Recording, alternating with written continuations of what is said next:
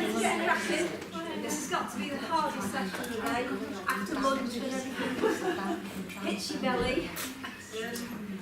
Nice to see you all. Is there anybody here that hasn't opted for this group, but the other two groups are full and you've had to come? I won't punish you if that's the case, I promise. No? Okay, that's good, so you all wanted to be here. Yeah. Right, I'm going to tell you who I am, and then I'm going to use the 15 minutes to do a short quiz, but also for you to tell me who you are. Because normally in a workshop you get an hour, don't you? And you don't always know who you're speaking to. And actually it's really helpful that people told me this morning where they come from. It was really good for the group to all know. So I'm just going to tell you who I am, and then if we can whiz around the room and find out who you are, that would be fab. Come in! Hello! We're locked out. Yeah. We are locked in there. There is no option.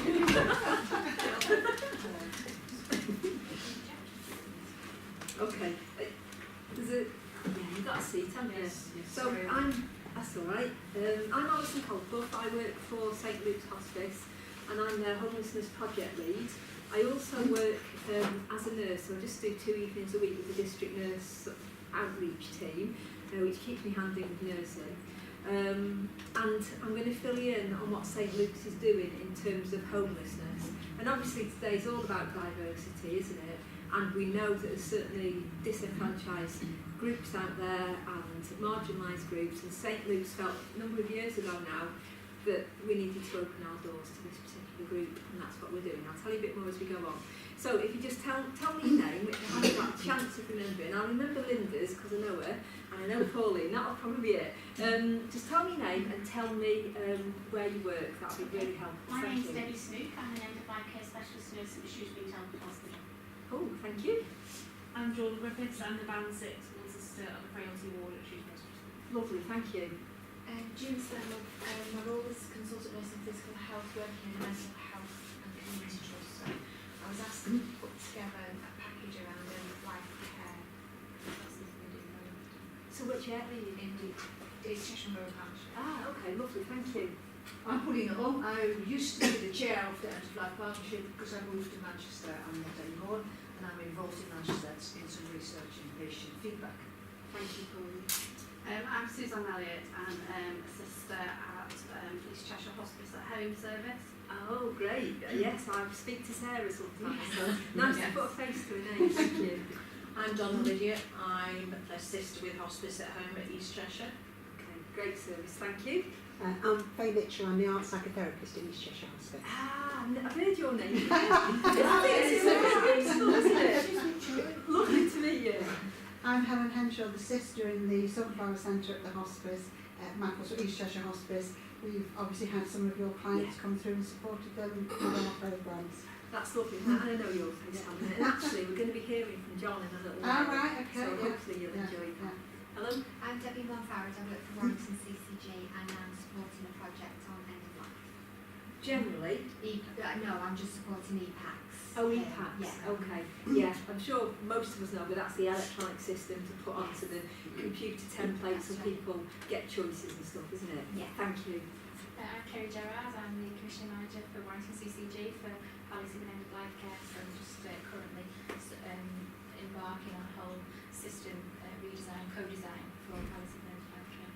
Exciting times in Warrington then. So yeah, Yeah. very actually, yeah, very Yeah. fortunate. Yeah. Thank you. I'm not working professionally. I'm interested in Great. Lovely. And your name? Lindy. So Lindy, thank you. No, that's lovely. That's great. Adds to the interest in the room, which is lovely. I Thank live you. in New Zealand. So Oh, do you? Oh, right. Okay. general interest. So we're on it today then. Got a visitor from far away, but that's lovely. Thank you.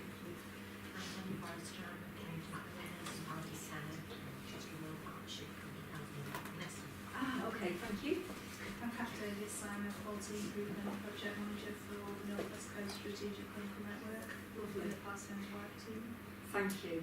And what good timing. Oh, sorry, I had to go and feed the dogs and they got me all covered in mud. I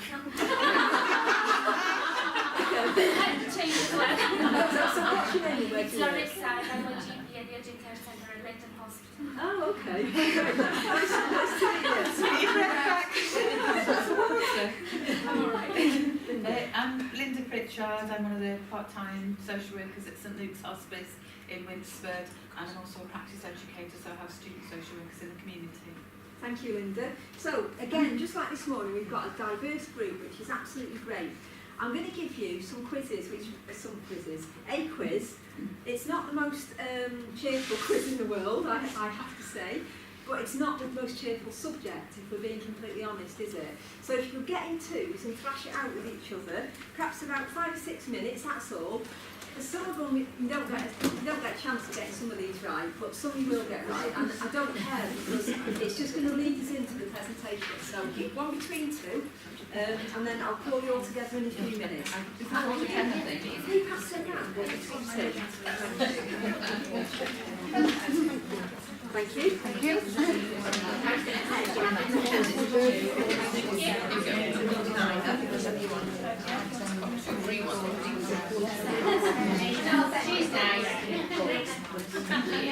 She's nice.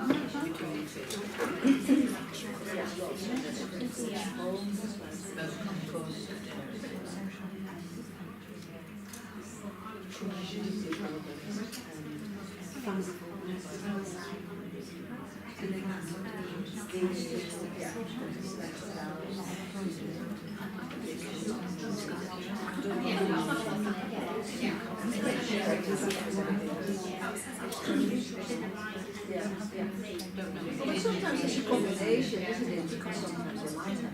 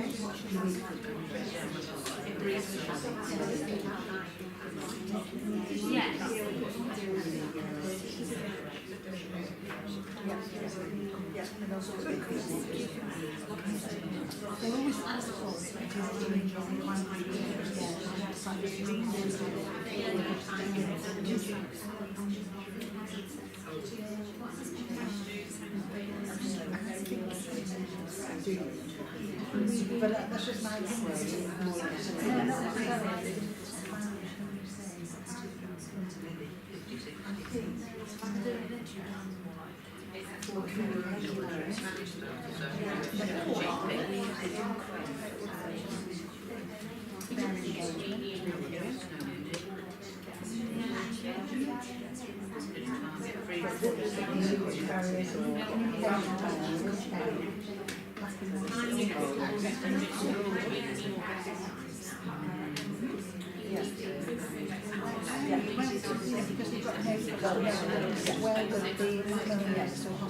visit, you know, how do you decide that? I don't know how you work it out, so no fixed abode. And then saying that, you know that one because it's I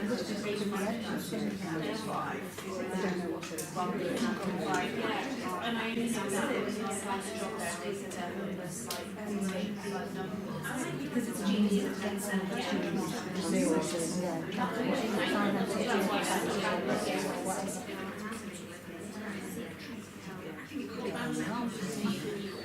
Yeah. No access. Like community panting care, where do we go?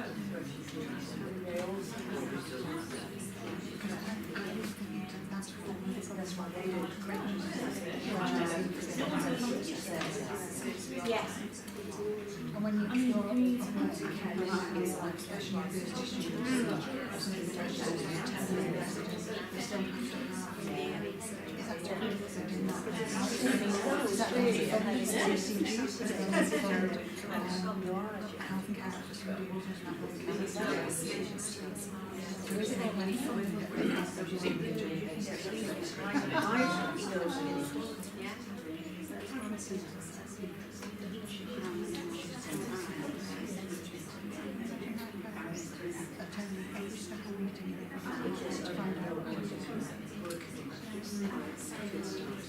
going around, being visitors,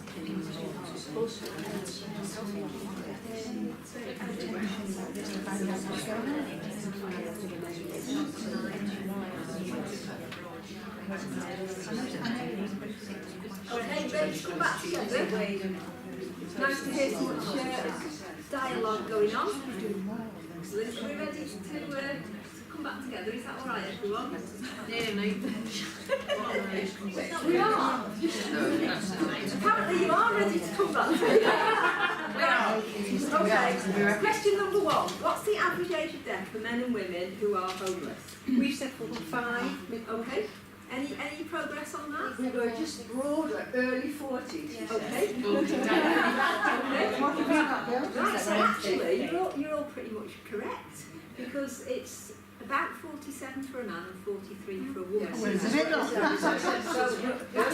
that is terrific, Yeah, isn't he it? says it was worse for women. It is. Yeah. But actually, if you look at our country, in terms of women, it's into the early 80s now, and late 70s is it for men, so Yeah. that's just awful, isn't it? Yeah. Second question, and I will put the proper answers up in a bit, but I want us to discuss it first. What are the most common causes of death in this group? Is it respiratory stuff? Yeah, that's a big issue, yeah. Yeah. Linda What did just you said say? liver, so respiratory liver, so organ failure, yeah. Yeah, fair enough, we'll move on. Yeah. Suicide, it is an issue. And most episodes of homelessness result from a combination of what? Relationship breakdowns, Yeah. financial. Yeah, Social yeah, and economic Yeah. factors. yeah, all of that. And in fact, you can say loss, multiplied to the power of 10. We've got counsellors in our team, 2 counsellors who deal with issues of loss and grief because it is such a massive issue. Okay, what has been the rise in homelessness percentages for people who are street homeless since 2010? 100%. I said 100%. Any more to down? 132%. Since 2010. We're more in depth, we're going to look at some of those, okay? How many more times are homeless people likely to present at A&E than the general public? We only said twice because we didn't think that they do go very often. Yeah, they do. They still go to Do they? GPs very often, yeah. Ah, right. We said 3. And you've forgotten the other one. Okay, so how many times more likely? Twice as likely, 3 times? 5. Yeah, 5 is the answer. You missed out number 5. I was just seeing if you were listening to me. I did miss out number 5 and I didn't miss it out deliberately. What are some of the barriers to healthcare for homeless people? No address. Okay, why would that be a barrier? Or do you need an address to register with GP? So let's So look that's at good. question number 7. So do you need an address to register? I think, yeah. No, you don't, but you did do up until a couple of years ago. So yeah, you did do, but now you don't. So if anyone ever tells you we can't care for them because they haven't got an address, they're telling porkies. But of course, you know what it's like to change. Sometimes the word doesn't get out there, does it? But no, you don't need an address. And in my role as a volunteer at the Sally Army, I only do half a day a week. I've done it for the past 7 years. And in my role, sometimes if they come back to us and say, well, we've tried to register, I'll just say, so give them our address, give them the Salvation Army's care address, and that's good enough, okay? So what are some of the barriers to healthcare for homeless people? Shame and stigma Yeah, Yeah. that's Yeah. wonderful, yeah. Prejudice of services. Yes, definitely. Unable to contact them, Yeah, where do you send the post to? yeah, Yeah, we put, I was answering your question before, no registered GP. yeah, if they haven't, yeah. Yeah. Any more? And an NHS as well. I suppose indirectly, because if you don't register, and They might have come in from abroad as well. that is very true actually, yeah, so, yeah. Okay, Lack of transport. yeah, transport, yeah. So all of those things which we will look into a bit more. And what barriers can you see, if any, for homeless people accessing palliative and end-of-life care? We've got all those we've just said, Yeah. and how to more I mean, a lack of knowledge of Yeah. what services are available. Yeah. And what about lack of knowledge from some of the specialist services? Yeah, and actually Yeah. are the services available in all areas, because in Shropshire I don't know that we've got some of the services that you've got, so for homeless patients. So Yeah. I don't know, we didn't We've know. got community palliative care, but I don't know where they would To go. what extent If they were would to visit someone that was homeless, I don't know where they'd go. Exactly, so Like them we said, sorts that, of- how can they visit? Yeah. And that's the sort of thing we're getting in everything. So mental health, alcohol Yeah. services, specialist palliative care. Until they've got an address, we're not prepared to visit. Well, they're the things we need to shake up. Yeah. Because actually, why? Why actually? When there's day centres where people go, why can't we meet them at a day centre? Yeah, So, somewhere to They're the sort of visit. questions, okay. Right, we're just going to move on slightly. We are going to look at the answers in more depth because I think homeless health is really important. We've got until 1:45. I'm not going to keep you any later, I promise, all right? And I know in 20 minutes there'll be a few glassy eyes because of lunch. So I'm going to keep appearing to be cheerful just to try and keep you awake, okay? Right. So, yeah, average age of death, we've said that, haven't we? Most common cause of death, advanced liver disease. Alcohol's a major issue in this population, but so is IV needle sharing, which leads to things like hepatitis. Hepatitis and drinking causes quite big issues within this group. Respiratory and cardiac disease. Anybody that's as old as me, when I was training many years ago, I would never see somebody with COPD. The social workers among you might have got no chronic obstructive pulmonary disease. You wouldn't have seen that until somebody who's in the 60s through smoking. You see it in the 30s now because of the use of crack, cocaine and smoking all sorts of joints that are bad for you. So it's quite an issue. Cardiac disease, bloodborne infections, and then various related complications, so sepsis, that sort of thing, from the usual reasons why. Most episodes of homelessness result from combinations, so personal vulnerability. So I see a lot of low-grade learning disabilities actually in the homeless population that have gone under the radar for donkey's years actually. Limitations of social housing. It's really limited. It's massively limited. It's a massive public health issue, this is. And all the people that I've worked with at the Sally Army for the past 7 years, in that setting alone, never once have I seen one of our people housed in social housing. Because the number of interviews I've been to, and they've said they're never going to earn enough benefits to pay the rent. You know, shame on us if that's how we are as a society. The rents are that high. So where do they tend to go? They tend to go into private landlords. There's not the same protections within private landlords. The properties aren't as well looked after. So social housing, it's lovely, but and you do get a few private rentals that are, but the ones I see, they don't work like that. So it can be damp. The lights might not work properly. You name it. There's issues around that. Inadequacies in welfare administration and support. Did anyone hear the news yesterday that ESA, there's been some issue with, it means employment support allowance. So JSA is job seekers allowance, employment support allowance is if you've got a disability, and it could be that you've got a drug and alcohol issue and you can claim it. There's been some sort of errors, and they reckon people are faced with being owed £5,000 and things. And certainly from what I've seen, a lot of our people don't get exactly what they're entitled to.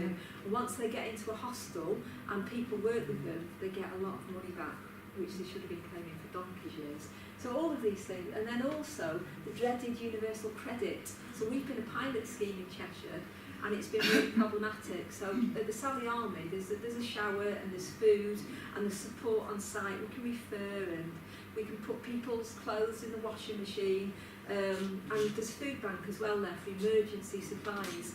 And for people who've been sent for universal credit, to wait for 5 to 6 weeks for it is appalling. And what they'll do now is they will actually pay you an upfront payment, but that comes out of your next lot, so you're already on your back foot.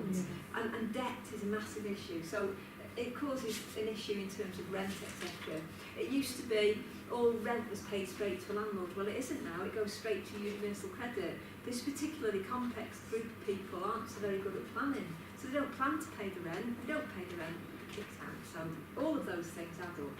And then since 2010, we talked about that. Short-term tenancy, that's been an issue nationally where people have been on short-term tenancies. Universal credit, various benefits, there's all sorts of reasons why. They reckon, don't we, we're a paycheck away from being out on the street. Unfortunately, for some of us, it's absolutely true. If you are earning basic minimum wage and your rent's high, something happens, it causes problems. If you're interested, there's something called the Homelessness Reduction Act, which has just come through the past few months.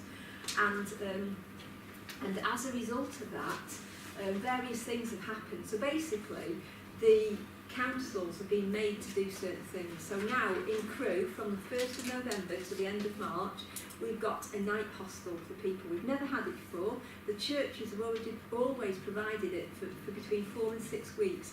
But from the 1st of November to the 31st of March, it's like, oh my word.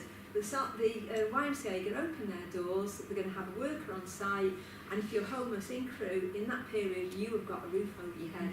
That is a result of the Homelessness Reduction Act. The councils haven't done it because they're generous, they've done it because they've been given a pot of money from central government and they're allowed to spend it on that, because otherwise, if somebody freezes to death on the streets following the new act, there's going to be heads rolling.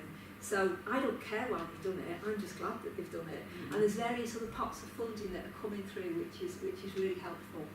Please ask as we go along if you need to, or interject, or give examples. I don't mind. We will have questions at the end anyway. Can I put something? Just Yes. a comment. That, I've heard that in hostels, one of the issues why people don't always want to go there is because of their own safety, protection and possessions. I talked to one guy and he was homeless and he said he'd been to one hostel and he'd got a backpack of stuff, and the first 2 hours he was there, somebody nicked the lot. Yeah. So he didn't want to go back to another hostel. No, exactly.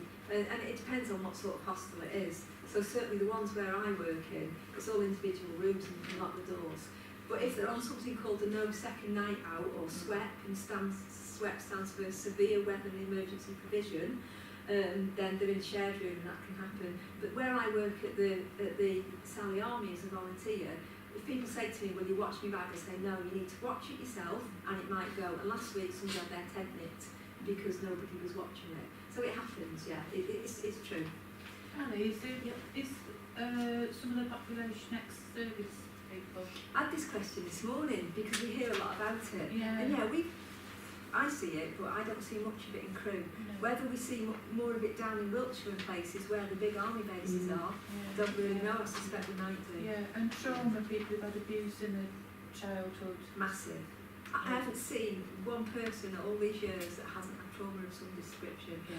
And there's a chap called Professor Harry Burns who works in Glasgow. I think he's lead public health. He was a surgeon once upon a time, and he did a big study, and he found all people he questioned, 95%, had had something called an adverse childhood experience. Jessica Eaton, have you heard of her? She's got a victim focus website. Oh, right, And she okay. works with people who've been abused as children and suffering trauma, because she says, the impact can go through your life with you. It does. Yeah. And that's where we get back to having counsellors to work around loss of sleep issues, because it can be lost from the past, loss of a childhood, loss of your sibling, because all sorts of things have been going on. Really, really hard stuff.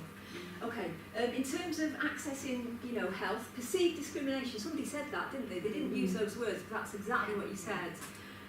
Zero tolerance policies, so you've missed your appointment, you're out on your ear. That's zero tolerance. Unstable housing, and that's about prioritising. I need to find somewhere to sleep tonight. I'm going to do that before I go and get my appointment.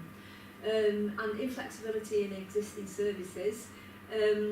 I always think of learning disability. We can learn a lot from learning disability. We've changed over the years, And we have services now that fit into learning this rather than trying to get services people to fit in. So for instance, somebody with autism, clinics will now give them the 9 o'clock appointment rather than the 11:30 appointment, so they're not waiting all morning. And it's about a better access, and I think we need to be talking about it for this group of people as well. Homeless people 5 times more likely. Lots of reasons why. We said in terms of transport to get there, and I think from what I've seen, it's not planning ahead. People don't plan ahead when they are living in a chaotic world. And you'll hear constantly something called tri-morbidity with homelessness, and they're physically unwell, they're mentally unwell, and they're taking drugs as well. That's not everybody, that's a generalisation I appreciate, but a lot of people will. And if you're in that group, you're not likely to want to plan and go for your flu jab and things like this. A&E's open 24 hours a day, and actually loads of people are blue lighted in because either they've been found on the street really ill, or they've taken too much heroin, or whatever really. Yeah, we've answered number 7, and one of the other issues in terms of accessing end of life care is defined diagnosis and prognosis. So in terms of liver failure, that is what I see most of, to be honest. And it's I got asked a while back in talking to a liver team, I got asked why the person had been referred to me when I worked with palliative care, and I said, because would you be surprised if this person died in the next 12 months? And they said, no, of course we wouldn't be. I said, well then that's why it's referred to me, isn't it? And it's that understanding that, yeah, we've got this person, but this is the next stage on really. So cancer's easy, we heard that this morning, didn't we? We're all good at treating cancer in terms of where we go next. But other things are limited, aren't they? Life limited. Yes. Although, like you said, liver disease. Yeah, of course they are. But we don't always plan for it. No. And also, the other thing we have is life-limiting lifestyle choices. And no one's ever going to diagnose that. But if we go back to the question, which is what we teach in the hostels, would you be surprised if this person died in the next 12 months? Then they refer in to me, and I tell you what, they've never been wrong yet. So it's quite powerful, that, isn't it? But that's a barrier. Another barrier is the hostels, and I have to say, I work with some fabulous staff, and this is a fairly tough job, and they are the people that keep me going. Absolutely fantastic, and I hope I keep them going as well. But they're not carers, they don't provide physical and caring support. And if they did, then it becomes a care home, and then you have to register with the CQC, so they can't afford to have carers on site because they're not registered care homes. Storage of drugs is an issue. So if somebody's, and we managed this in Chester 2 or 3 years ago, they'd set up a bed which St Luke supported with training. It was supported by a dedicated GP practice to do with homelessness, and the person died very peacefully in the bed. Storage of drugs was an issue, so the hostel put a locked cupboard in the person's room. There was a key in the office which the district nurses could access, and when he needed pain relief, he or she got pain relief, and it worked really well. We needed a policy. There's no policies out there because this isn't happening. So the lead nurse from the GP practice wrote a policy. We sent it off to London, to the medicines management team and the CQC. They read it. That'll do nicely. Back it came. It was like, well, this was a bit easier than we thought it was going to be. So sometimes it's not rocket science when everybody pulls together and talks to each other, but they are some of the barriers. And another barrier is illicit use of drugs. St Luke's will tell you, because they supported a couple of gentlemen earlier on in the year, that it hasn't been an issue for them, that somehow they can manage that and can manage it very well. And what they've told me is that actually they're used to it. Hospices are used to it because families come in this distraught state, and often after a bottle of wine or two, they're used to dealing with people with not alcohol issues, but people, alcohol issues, I suppose, if I'm being honest. So there's some of the answers. If you're interested in swatting up a bit more, have a look at this. I've got all the answers from this. Shulman and Hudson are the most sort of current, up-to-date researchers in end-of-life care and homelessness, and they get paid by something called the Oak Foundation, and they come up with some fantastic stuff. So if you've got a real passion for research, you might enjoy that. Okay, so what do we mean by homelessness? If you asked me a few years ago, I'd have just said rough sleeping. That's what I would have said. Before I got involved in homelessness, that's all I saw it as. But actually, it's much bigger than that. So sofa surfing. And obviously we know, don't we, that this group have got massive health issues, but imagine if you've got a real health, a palliative diagnosis and you're sofa surfing, how are you going to get from A to B? How are you going to manage this? It's an issue. Staying in temporary accommodation because you might be moved on, and the hostels are temporary, they are not there for permanent people. Having said that, the hostels I work with, if somebody's dying, they'll keep them, they won't just shove them out. Living in a hostel itself is quite difficult, and I'll go on to tell you why. Living in a squat, that's what we mean by homeless, and people who are insecurely housed. There was that Paul Young song, was it? Wherever I lay my hat, that's my home. But for people to have nowhere to lay their hat, there is no home. There's another one, cars. Is there? What's that one? Cars. Right. People live in cars. Oh, cars. I was thinking of the group. yeah, they do. People live in cars, yeah. And you related ones who live in cars. It's horrendous, isn't it? Yeah. So some causes of homelessness. Unemployment, poverty, short-term tenancy, unaffordability, lack of social housing. Have I gone backwards? No, we haven't. We just talked about it, haven't we? Relationship breakdown, care leaver. So I'm told we're getting better for transition from child to adult care, is that right? They moved the age up, didn't they, the support to 25, Right. 19, I think Okay. it was years ago. But yeah, care leavers, they tend to go back to their families of birth, but if they don't want them and they're rejected, then yeah, where do they go? Yeah, and I know the YMCA and Crew has a few rooms for this to help with this. And then, the YMCA are particularly good at working with young people, and they do a great job. Relationship difficulties with close family members, and if we go back to what Sir Harry Burns said, was that 95% have had an adverse childhood episode, then we're in trouble, aren't we? Poor mental health and physical health, drug dependency, I've already mentioned trimorbidity, and the criminal justice system. So I think, I might be wrong, but I don't think I am, that if you've been in prison, there's a barrier to accessing housing in the first few months or so, which is a real issue. Because what if you've been in prison and you're unwell? I guess it comes back to something I've heard of recently called blurred boundaries, and we need to be blurring our boundaries to find better ways of working so that we can fit things around people rather than making people fit into other areas. And immigration, so yeah, if you've got no recourse to public funds, which means you can't access the hostels, etc., what do you do? Okay, so in terms of people with complex needs, fear and distrust, it'll take weeks and weeks and weeks for a new person at the Sally Army on a Friday morning to trust me. Weeks and weeks and weeks. It takes weeks and weeks and weeks to trust our counsellor, because their lives have been messed around quite basically, and they don't trust people very easily. Health's not a priority. In terms of accessing A&E, they might sit in A&E for an hour and then they feel they're withdrawing from whatever substance that is, and they're going to have to clear off again. Because actually they don't want to withdraw in front of people, because there's no dignity in that, is there? So they might not access the care they've gone in for in the first place. We've said all these things, haven't we? And the reason I'm moving on, because I want to really talk a bit more about end-of-life care rather than just general ill health. So some of the barriers, the impact of some of the barriers on health are high attendance to A&E. You said you're urgent care, didn't you? So will some of them get through to you, or? Sometimes, not very often though. No. I suppose perhaps the ones that come in are quite sick, so they go to majors, or I see patients who are a bit more well to sick, like in a GP practice. But I did see a few quite interesting, like that I suspected cancer, and then I wasn't sure what to do with them because I had no address, and where do I refer? Will they get the letter? Will they get the appointments and things like that? Exactly. Quite difficult. They're very difficult. So what do we do if a patient needs a follow-up and, as you say, possible cancer diagnosis, and they've got no fix? How do you control that?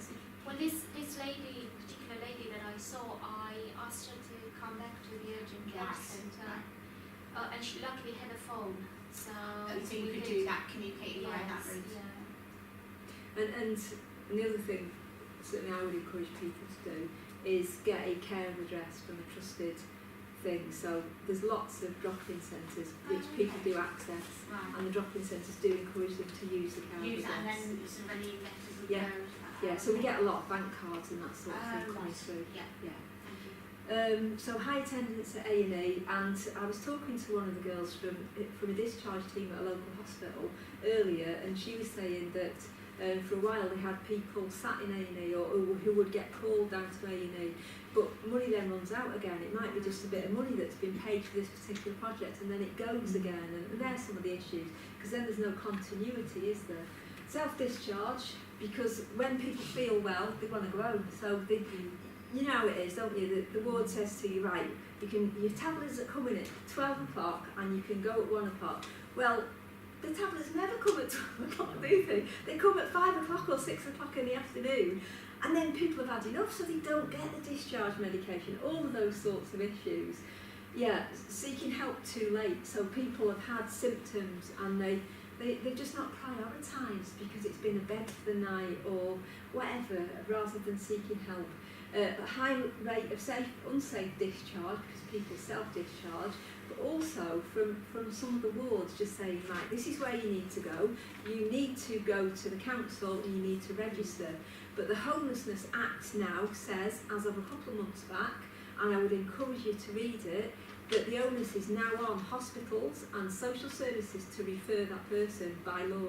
They have to refer that person to the homelessness team, and if that person is willing to stay, they have to hold on to them until that's been looked at.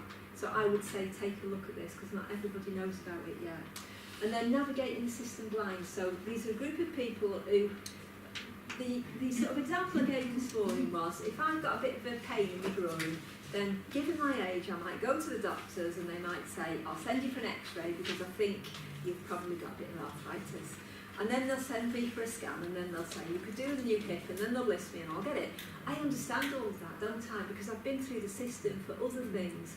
But when you're not used to going through a system, and then you've got a terrible, devastating diagnosis and prognosis that says you've got 6 to 12 months, how does a person navigate that system blind without other people to help them? Even when you're healthy, you get the runaround, Exactly, you've got to go here for that, Yeah. there for that, there for that. Really hard.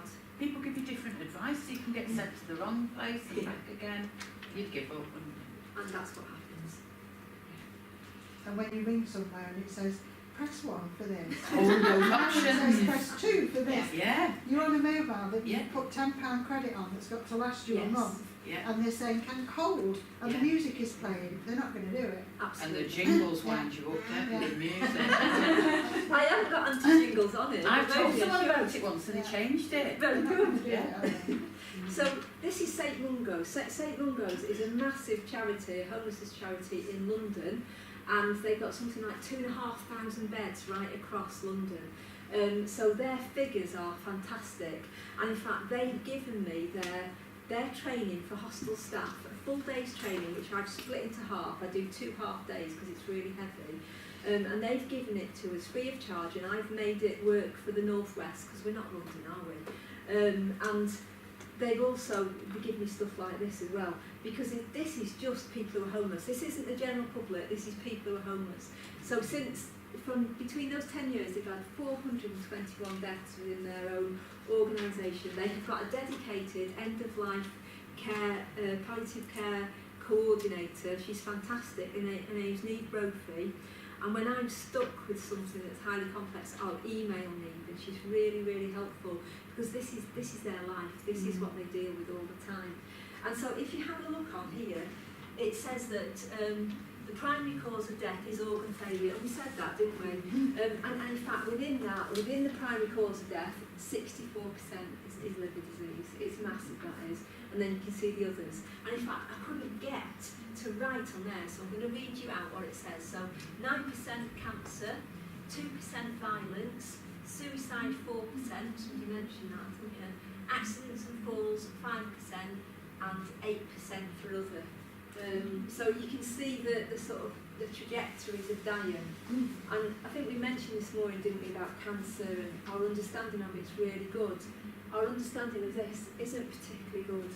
I mean, it is in terms of we know what's happening, but in terms of linking into the services for palliative care, it's not particularly good. Okay, I thought, sorry. So, oh, you see, what you're asking. What I thought you might benefit from is what do hostels provide and what don't we provide.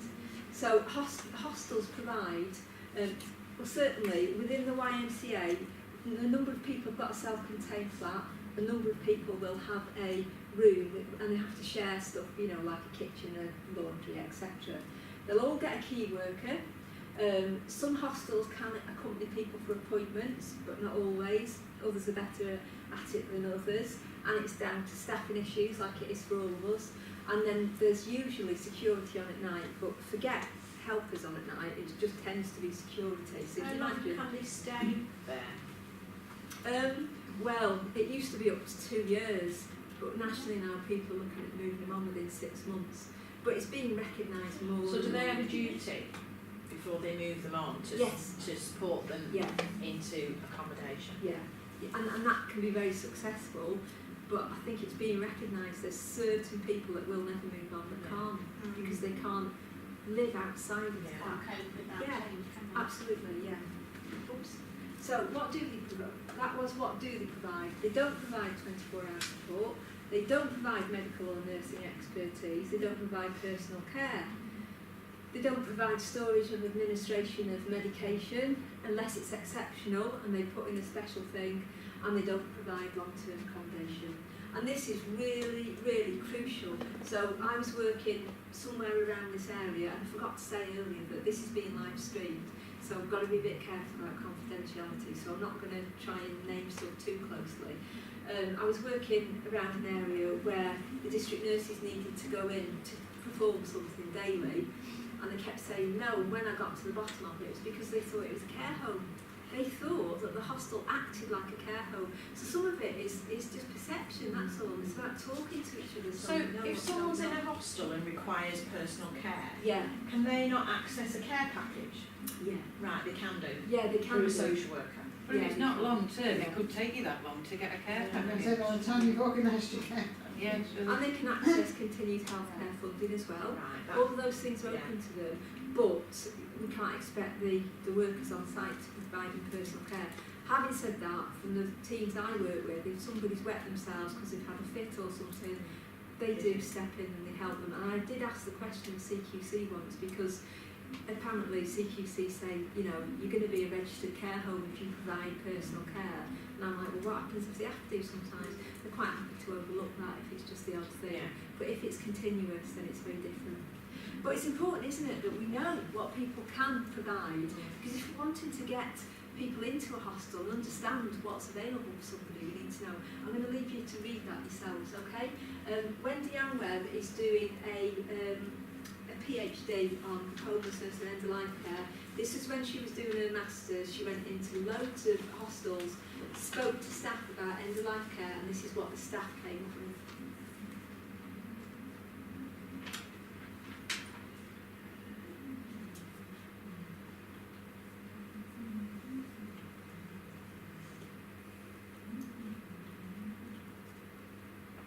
So for me, this comes up time and time again, but it was about trying to get somebody to take responsibility. That comes up time and time again. Next lot. Do you have a read again?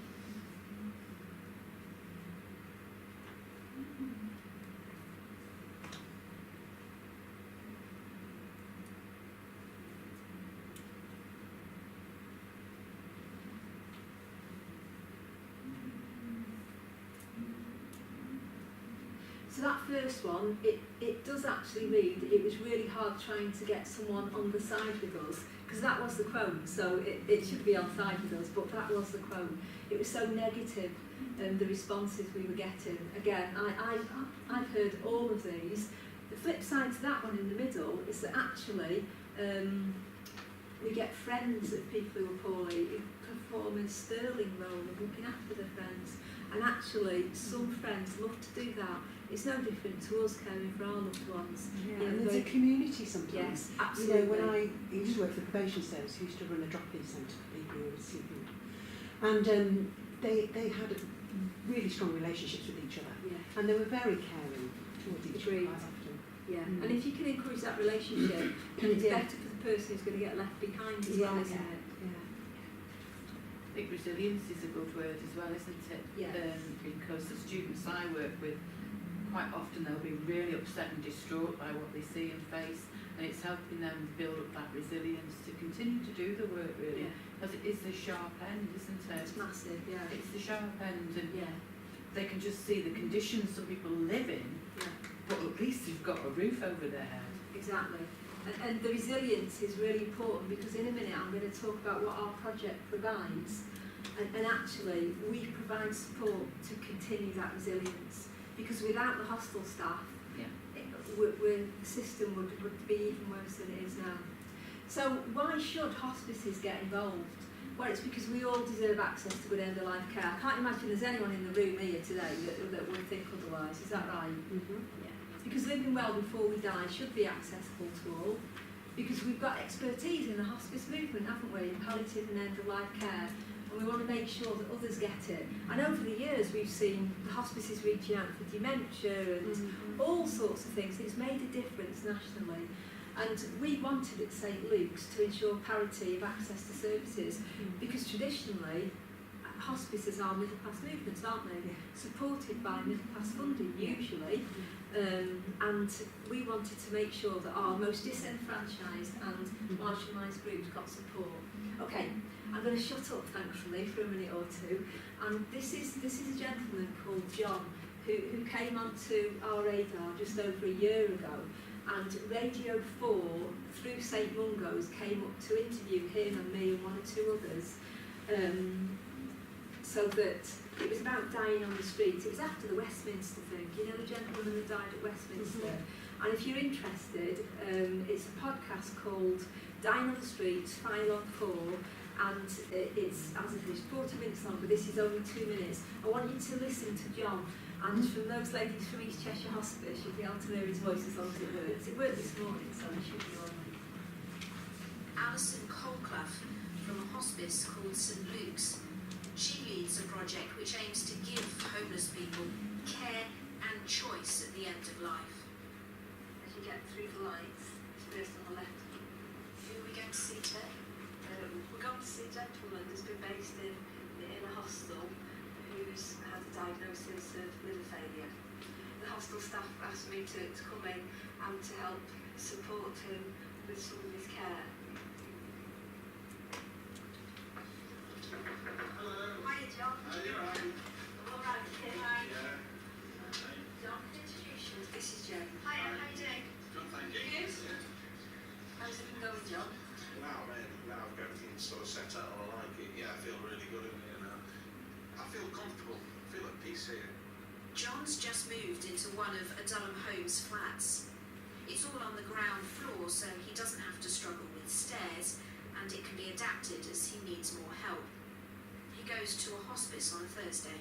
I think because I haven't got a cancer and everybody else in the group had a cancer, I think I had the first that was a fraud. Yeah. I'm thinking, these have got an illness that has come to them through no fault of their own yet. Mine's more or less self-inflicted really through alcohol. But everybody told us, he said, no, it's the same. We struggle with the same problems we get. So we might do dealing with fatigue, or your medication, or even just being given that verdict from the hospital. Being told that you've got an estimated end of life sort of thing. So, and how you deal with that. And if and when the time comes, what are your kind of thoughts or preferences? I think they probably go to a hospice now. It's so much different, like I say, than a hospital even. Because you've got your own room, it's not rows of beds, you're looked after, people care about you there, it's more intimate. Why shouldn't everybody have access to a good death where you're comfortable, you're well cared for and you're not terrified? And why shouldn't people who have been in bad circumstances have access to that? Why should it just be people who have lived a successful life in inverted commas? Okay, so without breaking confidentiality, and John was very open all the way through, John got his wish actually. John got ill and went to East Cheshire, and you know, would you agree that it was a good death? Oh yeah, definitely. Yeah. Okay. Yeah. And I wouldn't have asked John, having just met him, what Jane Death asked him, the reporter, you know, when your time comes. She'd only just met him, but John was really open and honest and just said it as it was. And he did go on to have a good death. And I was introduced to John because the hostel asked that question as themselves, would you be surprised if someone were to die in the next 12 months?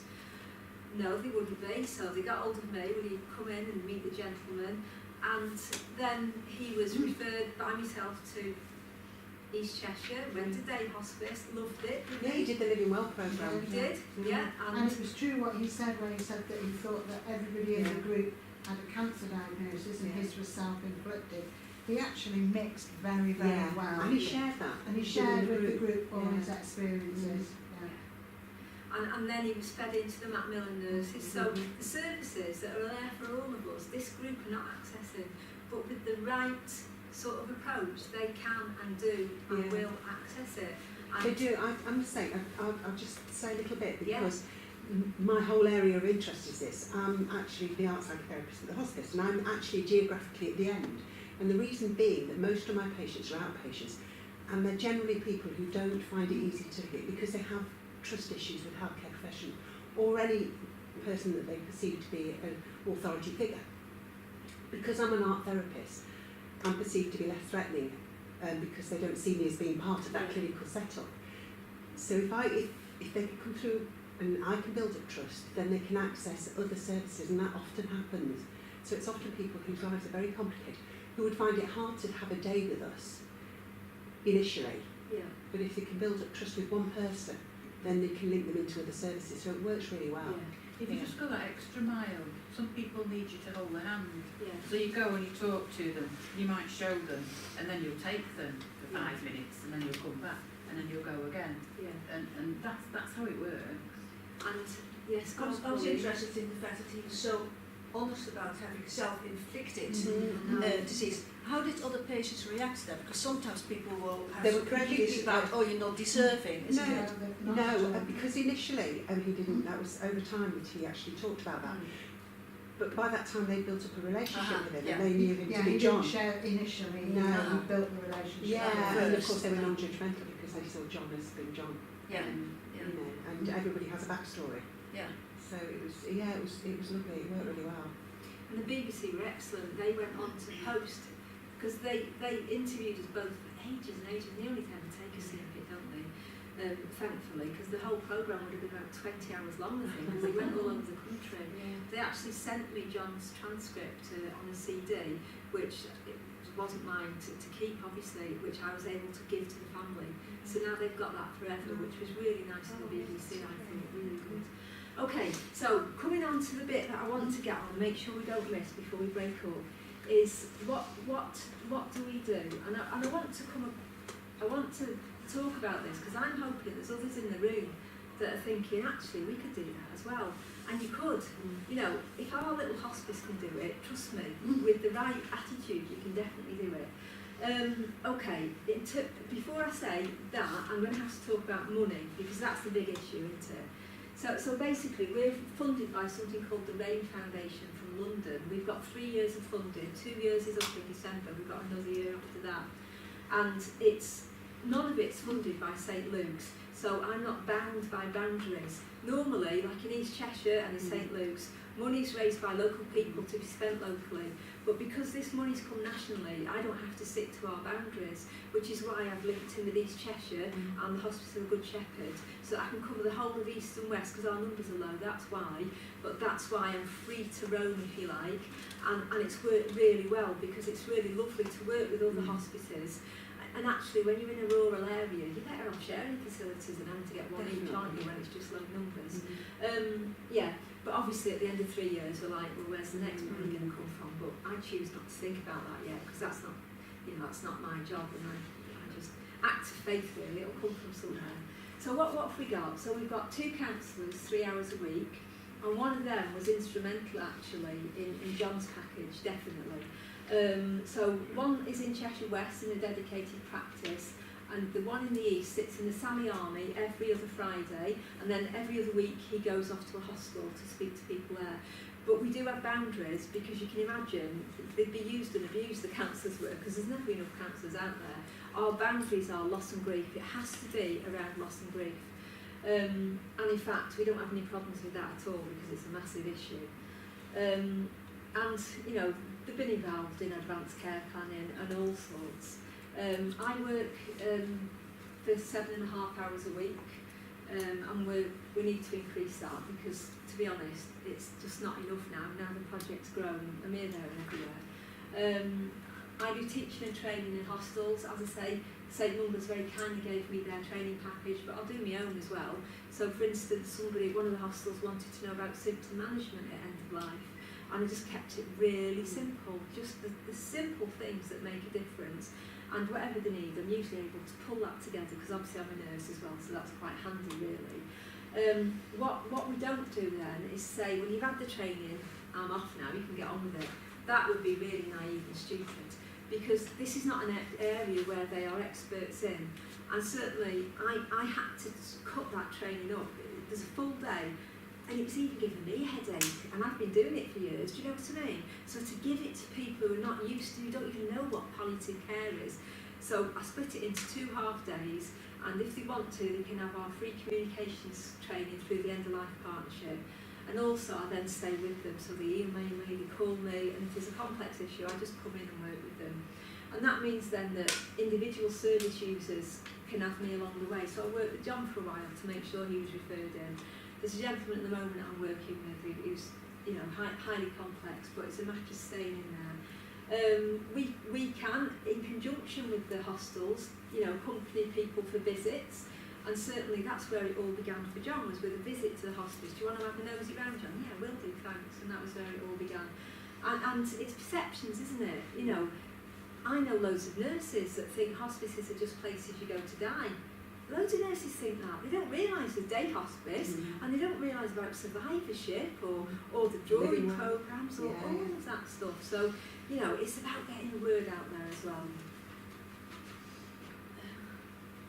Yeah. We work with other hospices, I've already said that. We've had 3 deaths since January alone, and we've had 2 in St Luke's, and we've had 1 in East Cheshire Hospice. We've had 2 service users using day hospice at East Cheshire. We haven't yet had it at St Luke's, anyone using day hospice in terms of homeless, but that's because the hostels are different in different areas. Where they're located, isn't it? It is, it's about location, yeah.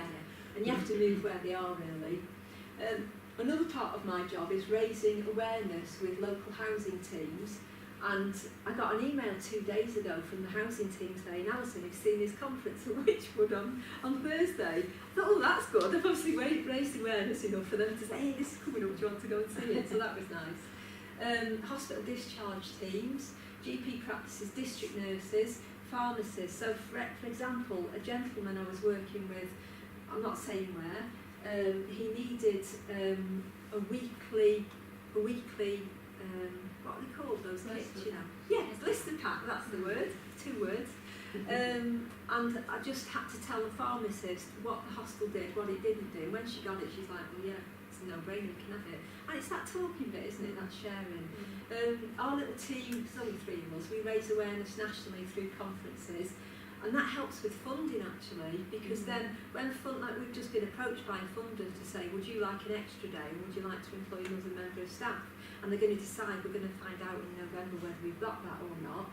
And of course we would, but if you're on the conferences, then they can Google you and you get your name known, and that's a really hard part of our job, because nobody does that naturally, but it's got to be done. We do try and respond to requests. So the Radio 4 one we did. NHS England, they've just pulled a massive resort pack together for LGBT, homeless, gypsy travellers, etc.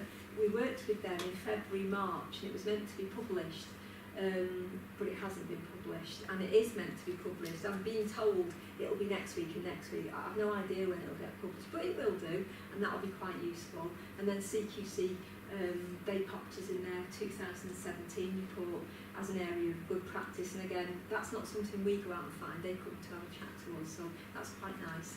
It's just a matter of being responsive to it. And then another thing I have started to do is to go out to Keele University, actually, Pauline, 77 of their student nurses back in March, and it's only 30-40 minutes around what is homeless health, what does it look like, but it's not something we talk about readily, is it? And if you can get them when they're students and they're still young and keen and, well, not necessarily young, of course, but young in their nursing career, then once they're qualified, you know, this group are in their heads, and that's quite useful. Really. Same with student social work, because I didn't know about palliative care when I was doing my training. Yeah, so maybe that's something else we need to be thinking of doing. Yeah. Medical student. Yeah. Absolutely. Well, yeah. I mean, I tend to wait for the invite, so if anybody would like to, then that's fine. I'm quite happy. Okay, how many minutes have we got? 10? 10. Okay, thank you. I've got a case study today. But you left me, yes? There's a lot of things, yeah. I've got a case study here. I'm just going to tell you, I guess, something that happened 2 years ago now was a gentleman who was in advanced liver failure, and we kept trying to get, and I cover lots of hospitals, so I'm not going to say which hospital it is because I need to keep it confidential, of course. But basically, the hospital, we kept asking them to refer him to us because we were trying to get this gentleman into our services. He was particularly difficult. And in fact, I've only come across one person since who was equally as complex. So he didn't come to us at the hospice, and there was constant negotiations with housing because he was in a very poor flat with literally no glass in the windows, no heaters. He was in about a hospital every 2 weeks. It was a very bad setup, but I knew him through my voluntary work, so kept a real strict eye on him. And I hadn't seen him for 3 weeks, so I happened to know the number of his landlord and rang him up, and he was dead at home, and he'd been dead for that amount of time, sadly it was found. And the only thing that I could do and we could do was work with the family to get a decent funeral. That's all we could do. But to me that wasn't good enough, actually. It wasn't good enough. I thought we should have had better input in his life, not just in his death. And it was one of those things that stays with you and makes you fight for the next person so that doesn't happen. But because this is a hard session, I'm not leaving you with that because that's just depressing, isn't it? But something good has come of it, and this is Jimmy. It's not his real name, obviously it isn't, but this is Jimmy. And this is good news, so I'd quite like to finish with this before we get to any questions, all right? So Jimmy was in his late 60s when he found himself homeless in his local homeless hostel, relationship breakdown. He was acutely unwell and told the staff that his illness was palliative. The hostel had for some time been working with St Luke's Hospice, who were working on a project to widen access and support for homeless people with a palliative diagnosis. The hospice worker met Jimmy with the hostel staff, and following a visit to the hospital, Jimmy was referred to St Luke's for symptom management and respite care. The hostel were finding it really difficult to look after him because they were having to keep calling the GP. But once they knew he had a bed at St Luke's, and they hung on to him for a few days whilst the bed became available, they could manage that because there was light at the end of the tunnel. They knew he was coming in. He stayed for several weeks, and a few potential issues around smoking and drinking, like letting the fire alarm off in the toilet, that sort of thing, were easily dealt with in negotiation with Jimmy, and Jimmy became very settled in the hospice. Whilst in there, Jimmy was unable to access benefit support, and the local authority social worker worked with our social work team, and she managed to access support for living accommodation for him. With the help of the Hospice Homelessness worker and the local voluntary organisation, a flat was furnished for him. Jimmy left the hospice after several weeks in a much stronger position. When he was discharged, the hospice referred him to his local district nurse team and ensured that he had access to a Macmillan nurse and was placed on the gold standards register at his surgery. And that's open to all of us, isn't it? It should be. This group don't normally reach it, but because he'd been involved in the hospice, he did. Jimmy managed to remain at his... the hospice homelessness worker continued to visit Jimmy at home, knowing that he'd deteriorate. Jimmy managed to remain at his flat with carer support for a number of months. Following a protracted period of deterioration, the local Macmillan nurse and the hospice worker visited him together. Sadly, Jimmy was dying. We had a bed, which was just miraculous. Jimmy agreed to be transferred to the hospice, and he died about 8 days later, very, very peacefully. And these are the things that led to a decent death and to that referral in. And it was a good relationship with the hostel staff. You know, the hostel worker, when he was ill, just picked up the phone and said, Ali, will you come in? We've got this problem. And that was where it all began. I had the flexibility, as did she, to be able to attend the hospital with him for an appointment. And that was really crucial, actually. And the hospital knew about our project because I'd been spreading the word. And again, if you're thinking of it, just spread the word. We had a benefits worker, because we've got social workers and a benefits worker. And that was able to get in the extra benefits he needed, which meant the rent was payable where he went to, which wouldn't have happened. It had never happened with any lot I'd worked with before that. So that was really good. Cheshire East got a really excellent young social worker involved, and we stayed with that gentleman all the way through. And now and again she'd ring me and I'd ring her, and it worked really well. Don't reinvent the wheel. GSF is there for everyone, and we just referred him in. Well, Ward did, I didn't, InCare did. And when I'm in this, I'm not a nurse, am I? You know, it means that I don't do dressings and I don't check people's bottoms, which is what us nurses do a lot of. That was over to the district nurses, and they took that on like they would do with absolutely anybody else. But what I did was I kept visiting Jimmy because I had no idea where it was going, what would happen, so I kept my eyes open. He came back to us because he knew us. So when he was actually dying, I explained to him that he couldn't stay put, and he said, I want to stay here, but we couldn't. Even with CHC, because there was nobody else involved. 4 half-an-hour visits a day couldn't have kept Jimmy where he was. He needed somebody with him constantly. And so he agreed to come back to the hospital. Of course, to the hospice, he knew everybody, and that was really good. And then I think the other key thing that happened was we knew he was going to be a public health burial. We knew that. And I spoke to the public health team, who were fantastic. And just to let you know that public health have a designated funeral home. They have a contract with them. And all they did was gave our InCare team the number for this designated care funeral home. And when Jimmy died, they picked up the phone, rang them, and it was just like anybody else. Out came the gentleman and took him back to where he was. And then we went to the funeral probably about a week later. You would never have known. You would never have known that was a public health funeral, apart from the fact that it was 9 o'clock in the morning. All the public health ones are. But so what? You know, anybody walking in, and in fact, he had a relationship. I can't say because it's live streaming what to, but something in his past, and they rooted out a piece of music that suited his past, which was absolutely beautiful, I thought. And it was just about advanced care planning, really. It's what we do all the time, but making it pertinent for Jimmy. And I had to end with this because actually it's really positive. It's a small project, but for the people that it helps, I think it is beginning to make dents and inroads in there. Any questions? Any comments? No, that's really good. Doing a brilliant job, aren't you? It's great. We just need more of it, don't we? Yeah, we need more of it everywhere. Yeah. We do. I was just wondering from practical points of view, like you mentioned that when he was first admitted to the hospice, there were issues with cigarettes and alcohol. And when patients who are chronic dependent on alcohol and they become end stage and they want to continue using alcohol while they're in hospice, how does it work practically? They just do. So they just do, you know. He could have a drink when he wanted a drink, but actually half the time they feel so ill that they don't bother.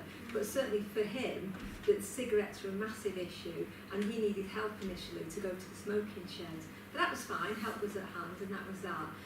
But we had somebody later who couldn't and wouldn't stop drinking or using drugs.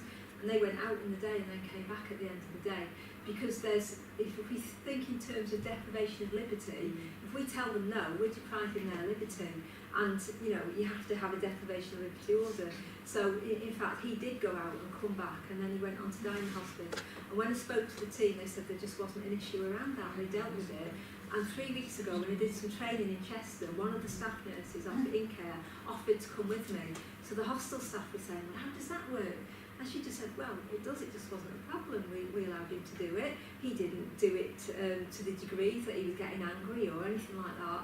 It was just dealt with, and that was that, in a much quieter way than you would think, actually.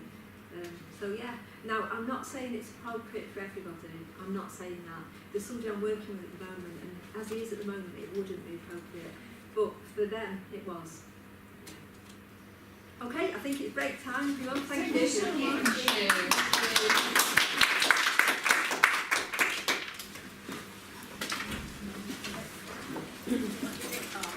Yeah.